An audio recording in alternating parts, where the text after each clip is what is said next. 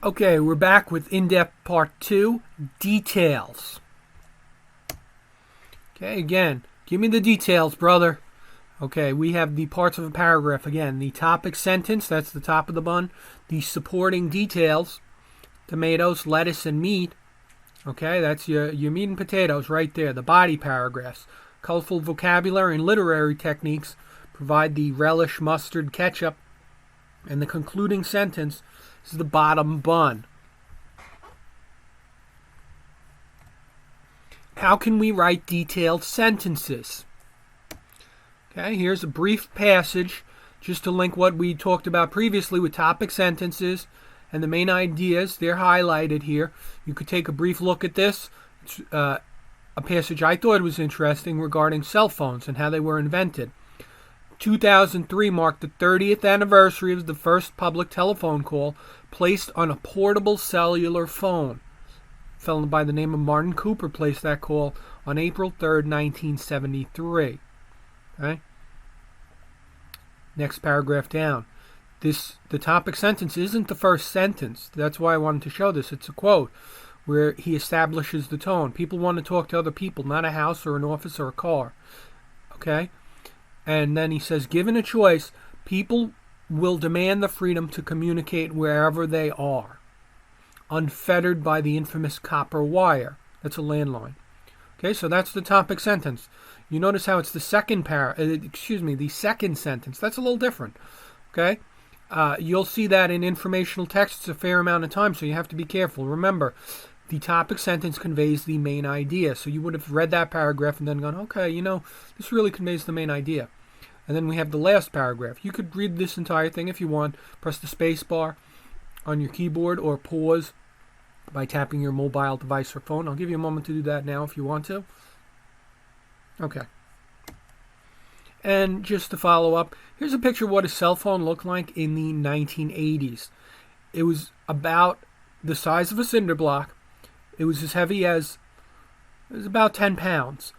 And you're thinking, that's crazy. That can't, no, it's true. But back then, only real big shots like these Wall Street brokers and international businessmen had them.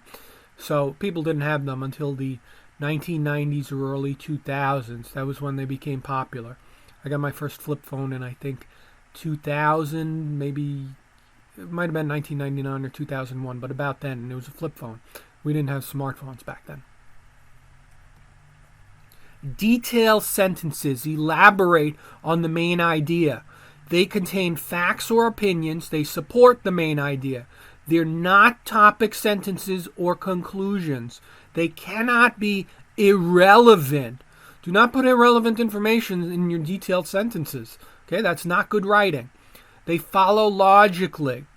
Okay, so this goes back to transition words. When we write a paragraph, it should be well ordered. It should have a topic sentence, some details, and a conclusion. You may see, like we saw in the cellular phone excerpt, it's structured a little differently, but that's a more advanced technique. We won't be doing that on the GED exam, especially in our own essays. Okay, some topic sentence examples. We're just going to go over the ones from last lesson. Don't worry, this is intentional. When we said Kobe Bryant faced obstacles on his road to the NBA, cell phones are a great technology for several reasons. The history of ninjas is a fascinating story. Facebook can create many problems for young people. Okay, take a look at that. You can pause. Pause at any time by pressing the space bar or tapping your mobile device. Get a good idea of what those are. Familiarize yourself. We're going to do detailed sentences on the next slide in one moment. Okay. So first off, we talked about Kobe Bryant faced many obstacles. First, he was one of the youngest players on the team. Kobe Bryant was recruited out of high school. Okay? So that's a detailed sentence supporting Kobe Bryant faced an obstacle. What was one of the obstacles? He was one of the youngest players on the team. Okay? Cell phones. Cell phones were great in several ways. Cell phones give people the ability to communicate wherever they are. That's a detailed sentence. Okay? It follows up on the topic sentence. I had said the history of the ninja is very interesting. Okay? Ninjutsu dates to assassination techniques in the feudal era of Japan. Does that support the topic sentence? Yeah. Okay, I think that's pretty interesting. It has to do with assassination. It's not just TV kung fu films. It's a whole crazy thing with assassination. They would go out and kill rival faction leaders. Okay? Facebook has many problems for young people. Okay, that was the topic sentence. So to elaborate, cyberbullying is one problem in particular with this technology. Okay, that's a great detailed sentence.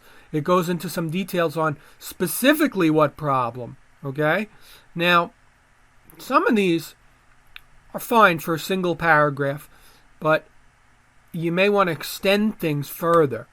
And that's where we go into from detail to topic. Okay, this confuses people sometimes. But, like for example, where I had said about ninjutsu, it dates back to feudal Japan, okay, and to assassination techniques in the era of feudal Japan. Cell phones give people the ability to communicate wherever they are. Cyberbullying is one problem with this technology. 2, 3, and 4, all of those could actually be the topic sentence for a body paragraph in an essay. So we might do an introduction where we say, Facebook has many problems for young people. Cyberbullying is one problem in particular. Then we might say another problem is students sending illicit photographs. Okay? And we might come up with a third one.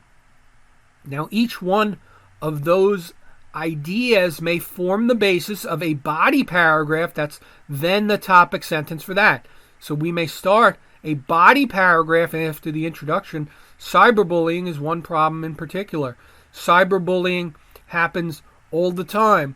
There was a cyberbullying incident in such and such school that caused a great commotion and panic. Okay? And that's one body paragraph out of the way. So a detailed sentence in the introductory paragraph may often be the main idea or part of the topic sentence of a subsequent body paragraph. I have a graphic diagram I made up on the right that showcases that.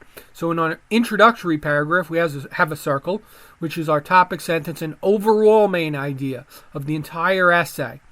Okay? Then I have those 3 triangles. Those are each of the detailed sentences in the introduction paragraph.